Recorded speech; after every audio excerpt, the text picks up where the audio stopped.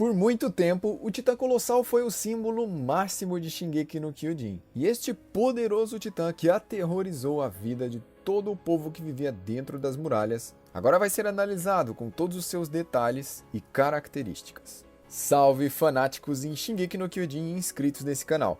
Eu sou o Joel e se você ainda não é inscrito, se inscreva e bem-vindo à família Anime no Kokoro. Para desenhar tudo o que você imaginar, o link está na descrição. E como já sabemos, Armin estava destinado a se sacrificar para elaborar um plano contra o Titã Colossal. Nesse plano, Eren ia ter uma fake queda das muralhas e ia ficar imóvel. Enquanto isso, Armin ia se espetar nos dentes do Titã Colossal. Enquanto ele expelia todo o seu vapor, Eren, que estava aos pés do buraco da muralha, iria se petrificar, sair do Titã e ir até a nuca do Titã Colossal e dar o golpe final em Bertholdt. E exatamente assim foi feito, e nisso Armin ficou completamente queimado, e Levi teve que fazer a sua escolha impossível, escolher entre a vida de Irving ou a vida de Armin. E assim nasceu o novo Titã Colossal que existe hoje. E parece que nós nunca veremos alguém com uma personalidade destrutiva ou nervosa dominando esse Titã tão poderoso. Bertholdt era completamente incapaz de tomar decisões sozinho e era muito inseguro,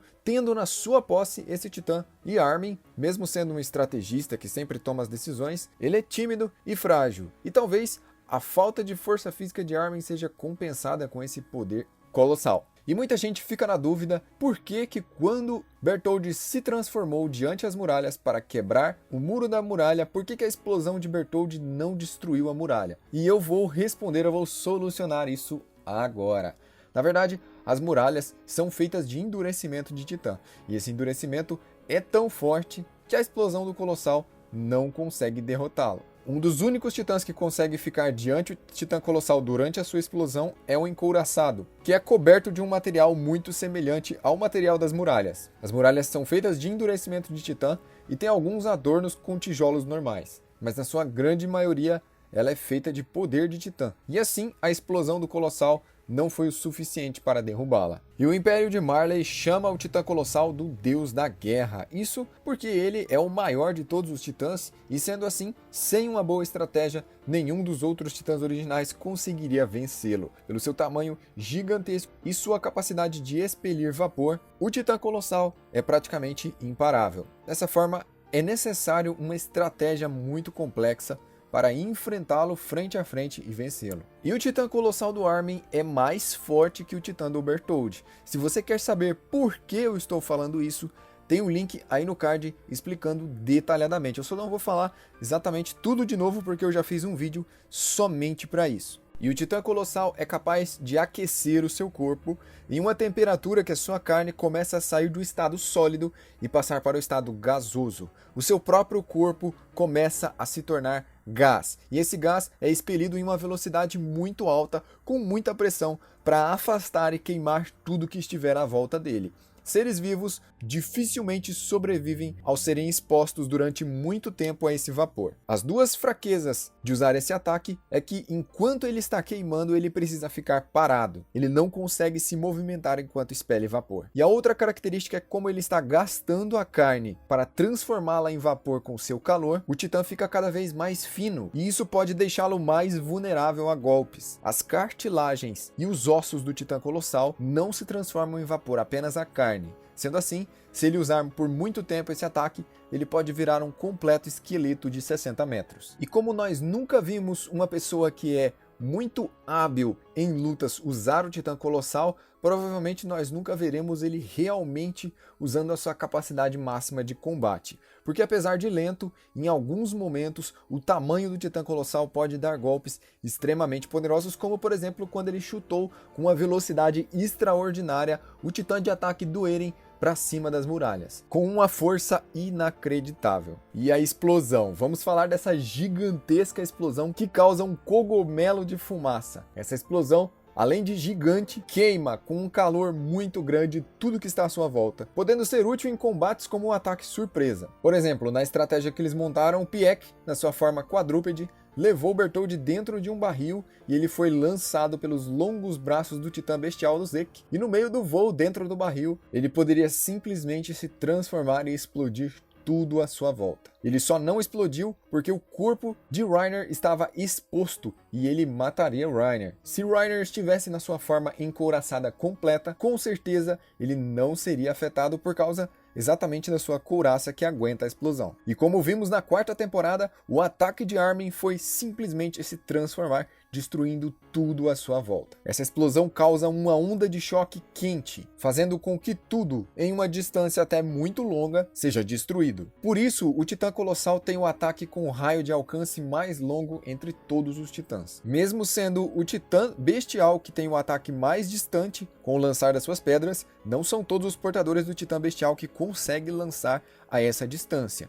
Se você não viu ainda quais são as outras formas do Titã Bestial, eu fiz um vídeo mostrando todos os formatos que ele já teve e o link está aí no card. Diferente do Titã Bestial, todos os portadores do Titã Colossal têm essa mega explosão. E é exatamente essa explosão que é um dos pontos fracos do Titã Colossal. Isso porque ele não pode se transformar a hora que ele quiser. A explosão não pode ser direcionada e ele pode atacar tanto inimigos quanto amigos. Portanto, o Titã Colossal, no meio dos amigos, tem que estar numa estratégia muito bem montada ou ele pode acabar atingindo seus próprios aliados, tornando assim a sua habilidade uma coisa inútil. O Titã Colossal precisa estar sozinho ou agir em missões junto com o Titã Encouraçado, que é o par perfeito para ele. E uma curiosidade do Titã Colossal é que ele é movido a sentimentos. Todos os titãs têm uma ligação com sentimentos, por isso que nós vemos versões diferentes como o Titã de Ataque do Grisha, o Titã de Ataque do Eren, ou o Titã Mandíbula da Ymir e o Titã Mandíbula do Porco Galhard. O Titã Colossal também tem essa ligação com sentimentos, mas isso afeta o seu portador. A gente pode ver que o Titã do Bertholdt tem nariz, orelhas, mais cartilagens e mais carne. E o Titã do Armin tem menos carne, não tem nariz, não tem orelhas e tem algumas partes do corpo mais expostas que a do Bertholdt. Isso porque eles são ligados aos sentimentos, e os sentimentos do Armin não são os melhores nem mais otimistas do mundo. Ele sabe que Erwin morreu por causa dele e decidiram salvar a sua vida ao invés da do Erwin, colocando assim muita expectativa em cima dele. E toda essa pressão e tudo que está acontecendo, todo o rumo que a humanidade está tomando, fez com que Armin tivesse essa forma derivada dos seus sentimentos. E Armin também absorveu a maior parte dos sentimentos do antigo portador do Titã Colossal. Bertholdt se tornou um fantasma na cabeça de Armin, e os sentimentos dele tomaram conta dos sentimentos de Armin, fazendo com que Armin se apaixonasse por Annie como Bertholdt era apaixonado por ela. Os dois acabaram fazendo essa estranha conexão e agora Armin já não é simplesmente aquele primeiro Armin que a gente conheceu, ele é outra pessoa. Ele herdou as memórias de Bertholdt e os seus sentimentos. E essa parece ser uma característica do Titã Colossal, pois Bertholdt também era muito sentimental, sendo até controlado algumas vezes por Armin quando Armin o ameaçou falando que Annie estava sendo torturada. Essa é uma forte característica do Titã Colossal. E o Armin, por muito tempo, depois de se tornar esse ser diferente, passou a visitar a Annie todos os dias para olhar ela no cristal. E quando ela saiu, ele não perdeu tempo de se aproveitar da situação para se aproximar dela. Se já rolava alguma coisa antes, porque Annie teve várias oportunidades de matar Armin e não matou, agora então com certeza vai rolar alguma coisa. Annie na sua forma titã teve várias oportunidades de matar Armin e não o fez. E depois de entender toda a organização de Marley, nós ficamos nos perguntando o porquê. Se ela tem a determinação de uma guerreira marliana, se ela realmente queria salvar e dar uma vida melhor para o seu pai, por que ela não cumpriu toda a missão? Se ela via as pessoas da Ilha Parades como demônios, por que não fazer nenhum mal a Armin? É aí que entra esse casal improvável. Dois portadores de titãs, cada um de um lado diferente dessa guerra. Basicamente um Romeu e Julieta de Shingeki no Kyojin. Antes disso, Eren chegou a confrontar o Armin e disse que sabia que ele estava indo visitar Annie. Ele falou que o Eren estava sendo controlado pelo inimigo, foi refutado quando Eren perguntou para ele: você está indo visitar a Annie, não é você que está sendo controlado pelo inimigo? As memórias de Bertholdt não tomaram conta de você? E Armin simplesmente fica assustado sem saber o que dizer. E apesar do Armin ter atacado Marley quando Eren foi para lá sozinho e ter vencido vários marleanos, Armin de certa forma está sendo sim influenciado por Bertholdt e suas memórias. É engraçado como que uma pessoa em vida não tomava nenhuma decisão e não tinha nenhuma iniciativa, depois da sua morte consegue influenciar nos sentimentos e atitudes de uma das pessoas que pareciam ter a mente mais forte de todo o anime. E assim Armin e seu Titã Colossal se tornaram tornaram o que são hoje. E o Titã Colossal foi o formato escolhido pelo rei Karl Fritz para criar dezenas de milhares de gigantes colossais e fazê-los usar a capacidade do endurecimento. Provavelmente, o endurecimento tem a ver com o tamanho do Titã, e um Titã gigantesco como o Titã Colossal usando o endurecimento deve ser um poder muito gigante. Por isso, o rei Karl Fritz decidiu fazer dezenas de milhares de titãs colossais que usam o endurecimento para fazer as muralhas. Ele provavelmente entendeu que o tamanho dos titãs colossais eram suficientemente grandes para criar um mundo de paz dentro das muralhas. E muita gente se questiona, se o rei Karl Fritz sabia que existia o portador do titã colossal, por que ele não fez as muralhas maiores? Afinal, a sustentação das muralhas são os próprios titãs colossais. Os pés dos titãs estão 10 metros abaixo do chão, fazendo uma espécie de alicerce para as muralhas, e o corpo deles está no interior da muralha, fazendo assim uma muralha de 50 metros acima do solo. E foi assim que Bertholdt conseguiu olhar por cima da muralha feita de titãs colossais. Os titãs que estão dentro das muralhas são exatamente iguais ao titã do Bertholdt